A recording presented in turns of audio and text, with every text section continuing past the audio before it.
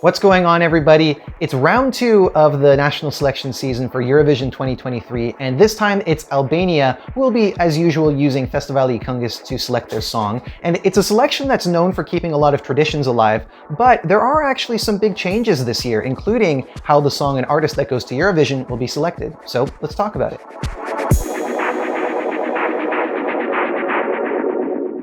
So we're on the 3rd night of this event, and on the 4th and final night, we will find out who our winners are. And I say winners, plural, because unlike things have been in the previous years, the jury will still decide the winner of the festival, but the song and artist that gets the invitation to go to Eurovision will actually be decided by a public vote. This is a first, as far as I can tell, for the festival. They have integrated a public vote in the past, but it was usually just a small section that was blended in with the jury votes. But this time it's entirely in the hands of the Albanian public, which in my opinion makes this festival a bit hard to call because I don't think we've seen enough examples of how the Albanian public votes. So a lot of this is going to be pretty speculative, but I figure we might as well talk about the entries that are generating a lot of traffic, the ones that are topping a lot of polls, and the ones that are just jumping out at me personally because why not? Let's start with the song that is by far the most watched performance on YouTube.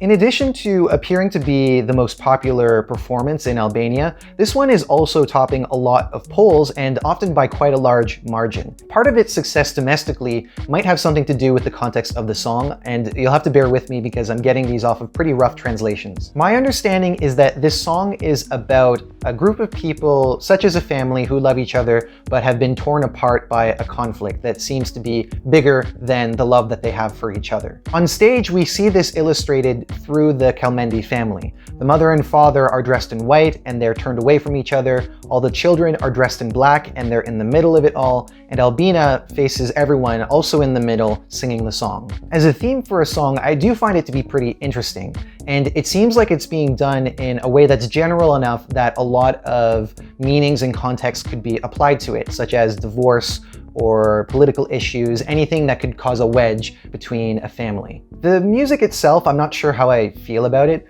There's certain aspects of it that feel a bit Eurovision 2005 to me, but perhaps my opinion would change when we hear a studio version of this song. I wasn't able to find one, but maybe it would bring it up to modern times. I'm also a bit put off by how this looks on stage. The melodrama is quite over the top, and I don't really know what's going on in this moment. Don't tell my heart, my achy, breaky heart, I just don't think it understand. But despite my personal feelings about all that, it was one of the more memorable performances, and I think that's pretty clear with the response that we've been seeing. So this appears to be a true contender for the win. And at the very least, I have to commend Albina for her vocals. Definitely a worthy performer, especially when we consider some of the many powerful voices that we've seen from Albania in the past. And for that reason, it feels like something that we would see from Albania.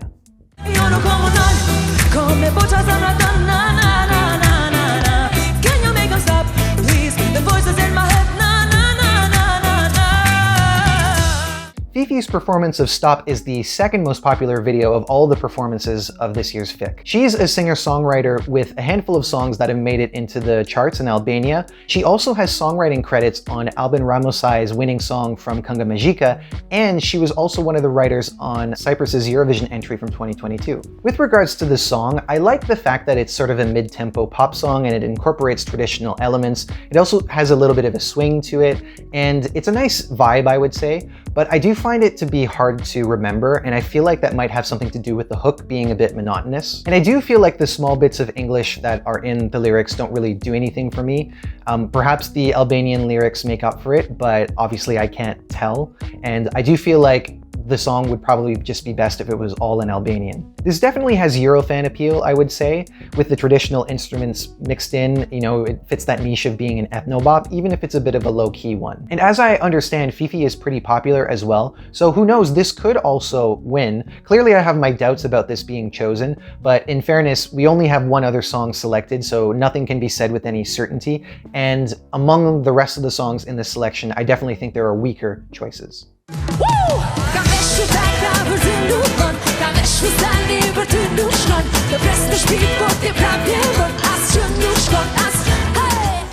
We last saw Enchi when she performed at the festival 2 years ago with the song Nyesoy, and once again she's bringing a dance pop song, but this time she's tapping into a little bit more of a reggaeton-inspired sound. I have to say that she definitely had one of the best performances when it came to the up-tempo songs. She clearly has a lot of energy and stage presence, and it helps her make the performance convincing. As far as the song itself goes, it doesn't really strike me as anything special. Of course, this style has been around for quite a few years now, and I don't think that this really adds anything to it. With that said, there is still a market for this style of song, and it could easily win over a section of the Eurovision bubble, much like Ranella did with a similar style song. It would also, in my opinion, be one of the more competitive songs out of this selection. I wouldn't necessarily call it top 10 material, and again, this is pretty early in the selection season to say anything with certainty, but I do think that this would be a great way for Albania to go into the season with a bit of a leg up.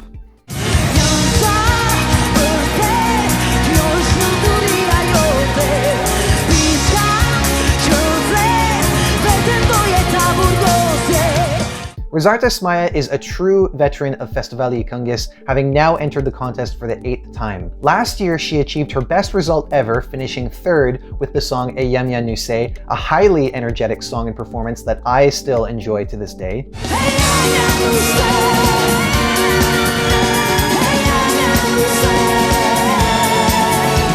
And this year's song was also written and composed by Ariana Rushiti. Some people may recognize her as the writer behind Theyu Tokes, which was Albania's selection in 2019, my favorite ever, and a song that I have voted for every year in the top 250. So given how much of a fan I am of both of these women, you can imagine how excited I was to find out that they were working together this year, and I wasn't let down. This song is beautiful. I find the melody to be really captivating. I really like the arc that this song has. It has a really solid build that makes it feel complete, and there's certain details that I love too, the brief moments of choral chanting, and even the kind of soft and subtle electronic beat that you hear underneath all the big orchestration. I'm really excited to hear what the studio version sounds like. Now, as we've discussed, because this year is different from the years in the past, and we don't really see quite as much traffic going towards this song, it's really hard to say whether or not it actually has a chance at being selected for Eurovision. But with that said, this song is getting some love. It's definitely not being forgotten about, and perhaps instead of being selected for Eurovision, this could be the year where she finally wins the festival as selected by the juries, because she's clearly put in the work, and I think it's about time. And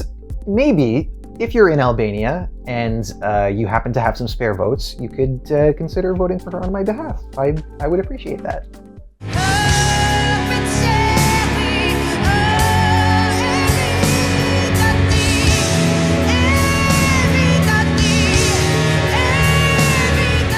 Elsa Lila is a 2-time winner of the festival, having won on both occasions in the 90s as a teenager. And this year's song is considered to be a bit of a comeback for her because she hasn't really been releasing much music over the last 10-15 years. This is one of those entries where I found myself immediately drawn in by the vocals. A very intimate performance I found, and the instrumentation really gives way to her voice to make it intimate. And that feeling is actually really important to the meaning of the song, which I'm not going to explain to you myself, but instead I'll show you this comment that I found, which really put it into perspective. This song is about the feelings of a mother bringing her child into life. Elsa is singing about giving birth to Evita, her daughter. From darkness you came, the sun lights up, the sky opens, describes Evita leaving Elsa's body and being brought into life.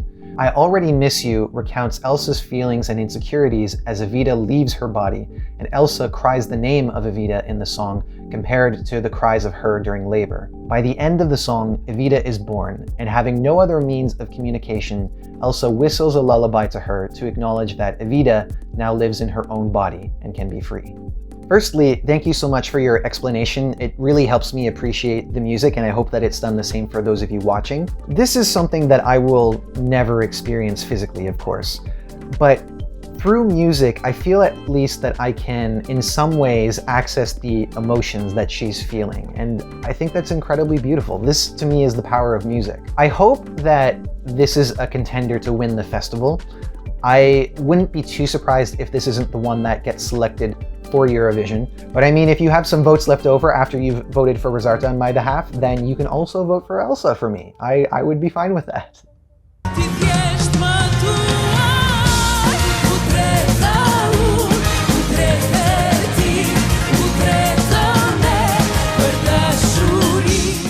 Maniola is another veteran in this year's edition of FIC. In fact, she's already won the contest on 3 occasions in the past, and that ties her for second most wins out of anyone with Aurela Gace, who represented Albania in 2011. This entry is another one with the kind of ethno-bop qualities, definite Eurofan appeal, and as expected, it's getting that kind of response. When I saw it for the first time, like some of the other entries we've talked about, it also felt a little bit too Eurovision 2005, but that might be for lack of not having heard a studio version and, using mostly traditional instruments in the orchestration. For that reason, I don't think it would be a very competitive choice if this were to go to Eurovision, but I would still expect this to make somewhat of an impact in the voting, possibly coming 3rd, 4th, 5th. Hopefully we'll find that out if the results are published, but we'll have to see.